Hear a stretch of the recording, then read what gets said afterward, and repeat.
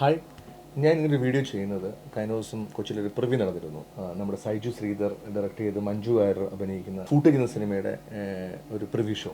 അപ്പം ഒരുപാട് നിങ്ങൾക്ക് ഓൺലൈനിൽ കണ്ടു കാണാം. ആ സിനിമയെക്കുറിച്ച് ഒരുപാട് ആളുകൾ അതിനെക്കുറിച്ച് ബൈറ്റ് കൊടുത്തിട്ടുണ്ട്, ആ സിനിമയുടെ റിവ്യൂകൾ പറഞ്ഞിട്ടുണ്ട്. അപ്പം എനിക്കും ആ സിനിമ കണ്ടു കഴിഞ്ഞപ്പോൾ നിങ്ങളോട് കുറച്ച് കാര്യങ്ങൾ പറയണമെന്ന് തോന്നി. അതുകൊണ്ടാണ് ഇങ്ങനെ വീഡിയോ ചെയ്യുന്നത്. അപ്പം സൈജു ശ്രീധർ നമുക്കെല്ലാം അറിയാം. നമുക്കെല്ലാം മലയാളത്തിലെ വളരെ മികച്ച, ഇല്ലെങ്കിൽ എല്ലാവരും കൊമേഴ്ഷ്യൽ വൈസ് ആണെങ്കിലും ഇല്ലെങ്കിൽ ക്രിട്ടിക്കൽ വൈസ് ആണെങ്കിലും ഒരുപാട് പ്രശംസകൾ കിട്ടിയ കുറേ സിനിമകളുടെ എഡിറ്ററാണ് സൈജു. അപ്പം സൈജു ഭായ് ഒരു സിനിമ ചെയ്യുമ്പോൾ എനിക്കൊരു കൗതുകം ഉണ്ടായിരുന്നു, എന്ത് കൈൻഡ് ഓഫ് സിനിമയിലേക്ക് പുള്ളി ട്രൈ ഔട്ട് ചെയ്യാൻ പോകുന്നത്. എന്നാൽ ശരിക്കും അതിൻ്റെ ജോണർ തന്നെ ഫൗണ്ട് ഫുട്ടേജ് ജോണറിലാണ്. ആ ജോണറിനോട് ഒരു രീതിയിലുള്ള കോംപ്രമൈസും പുള്ളി വരുത്തിയിട്ടില്ല.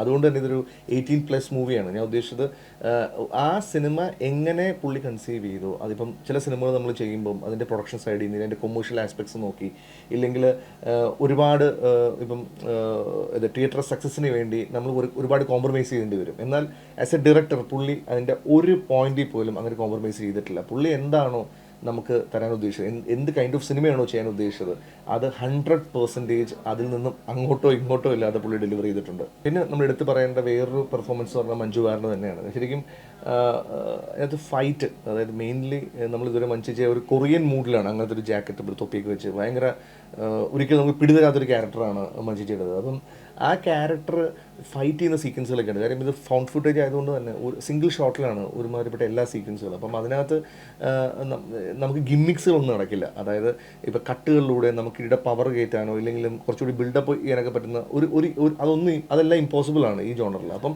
അത് അവർ ഷൂട്ട് ചെയ്യുന്ന രീതി, അവർ അത് കൺസീവ് ചെയ്യുന്നത് ഭയങ്കര ഇൻട്രസ്റ്റിംഗ് ആയിട്ടാണ്. മഞ്ജു ചവിട്ടുന്നത് ഇല്ലെങ്കിൽ ഹിട്ടിക്കുന്നതൊക്കെ ഭയങ്കര പവറാണ്. അവർ പോലെ തന്നെ മഞ്ജുജിയെ പോലെ തന്നെ പറയേണ്ടതാണ് ഗായത്രിയെക്കുറിച്ചാണെങ്കിലും ഇല്ലെങ്കിൽ വിശാഖിനെ കുറിച്ചിട്ടാണെങ്കിലും. അവർ രണ്ടുപേരും എഫേർട്ട് ഉണ്ടല്ലോ, ഭയങ്കര എഫേർട്ട് എടുത്തിട്ടുണ്ട് ഈ സിനിമയ്ക്ക് വേണ്ടി. ഇവരെല്ലാവരും ഇതിന് അഭിനയിച്ച എല്ലാവരും ഭയങ്കരമായ എഫേർട്ട് എടുത്തിട്ടുണ്ട്. കാര്യം ഇവരിപ്പം ഒരു മലയിൽ നിന്ന് വീഴുന്ന സീക്വൻസ് ഇല്ലെങ്കിൽ വെള്ളത്തിന് അടിയിലോട്ട് പോകുന്ന സീക്വൻസ്, അതിന് അവർ യൂസ് ചെയ്തിരിക്കുന്ന എന്താ പറയുക സൗണ്ട് ഡിസൈനിങ് ഇല്ലെങ്കിൽ അതിൻ്റെ DI കളറിങ്, രമേശാണ് അതിൻ്റെ കളറിങ് ചെയ്തിരിക്കുന്നത്. ബ്യൂട്ടിഫുള്ളായിട്ട് അവർക്ക് ടെക്നിക്കലി ഒന്നും പറയാനില്ല. ബ്രില്യൻ മൂവിയാണ് ഫുട്ടേജ്. അപ്പം മഞ്ജുജി എൻ്റെ അണിയറ പ്രവർത്തകർ പല രീതിയിൽ പറഞ്ഞിട്ടൊരു 18+ മൂവിയാണ്. 100% സിനിമ ഫസ്റ്റ് ഷോട്ട് മുതൽ സിനിമയുടെ മെയിൻ സീക്വൻസിലെല്ലാം ഒരുപാട് അങ്ങനത്തെ സീക്വൻസുകളുള്ള സിനിമയാണ്. അപ്പം ഫാമിലിയായിട്ട് കുട്ടികളായിട്ട് എന്നുള്ള സിനിമയ്ക്ക് അപ്പുറം ഒരു സിനിമ ലവ്, അതിൻ്റെ സിനിമ പുതിയ ജോണറിൽ ഇഷ്ടപ്പെടുന്നത്. ഇപ്പം നമ്മൾ നെറ്റ്ഫ്ലിക്സിലും ആമസോണിലൊക്കെ ഇൻ്റർനാഷണൽ മൂവീസ് കണ്ട് ഇതുപോലത്തെ ഒരു സിനിമ എന്നാണ് മലയാളത്തിൽ ഉണ്ടാകുമെന്ന് ആഗ്രഹിക്കുന്ന ഒരു സിനിമ ലവേഴ്സിന് ശരിക്കും ഒരു ടെക്സ്റ്റ് ബുക്ക് തന്നെയായിരിക്കും ഈ സിനിമ.